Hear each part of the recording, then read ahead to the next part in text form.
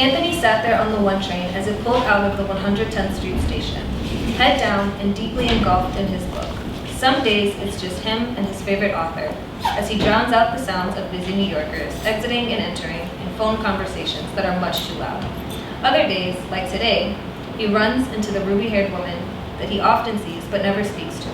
As they pulled into 96th Street, the stranger next to him exits, and she takes his place, letting Anthony know that today is going to be a great day.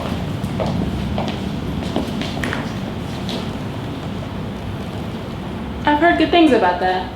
She gestures to his book, elevating their polite nod and quick glance relationship to another level. A level he hadn't woken up prepared for, but wasn't about to shy away from. Yeah, it's pretty good so far. I really like his work, so I thought I'd give this one a chance. Nice. Anthony had been caught off guard by her initial advance, but he wasn't about to let this moment fade. You reading anything good? Yeah, actually I am. She opened her oversized leather bag and searched for her book. She pulled it out and started explaining not only the book, but also her love for art and museums in general. She told him about the first time she had gone to the Whitney as a child, and how mesmerized she was by all the exhibits, and gushed by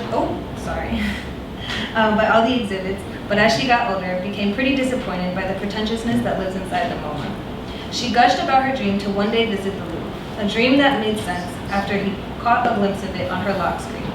She was beautiful, confident, smart, and funny, and Anthony was just happy to be in her presence.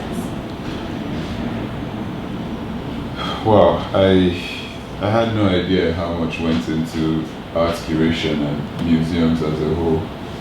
Anthony was enamored by all the way this stranger slowly started to become more than just a stranger, and how he wanted to know all there was to know. As they entered mid-conversation, he looked up quickly with a gasp. Oh shit, this is my stop. Have a great day. She threw her book quickly back into her bag as she turned to make it out before it was too late. She called behind her as the subway doors closed.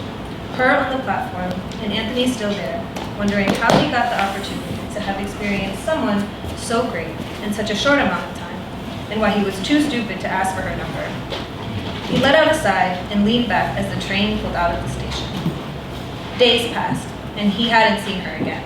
Days turned into weeks, and still nothing. Until one day, on his commute back home from work, he saw her.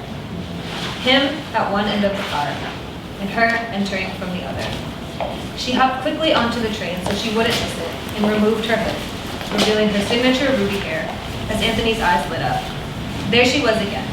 He didn't believe in miracles or chance, but whatever this was, he knew he had to seize it. He started to make his way down the car to finally ask what he was too scared to ask weeks prior, when he saw a man running at the last minute right behind her. He was very well dressed as she was, and they complimented each other very nicely. He stopped and watched them for a second, observing their interaction. Please be her brother, or at the very least be gay. He thought to himself. But when he stood behind her with one hand on the pole and the other around her waist, he knew that his wishful thinking was in vain. He couldn't believe it, but at the same time, he wasn't surprised. Of course she's in a relationship.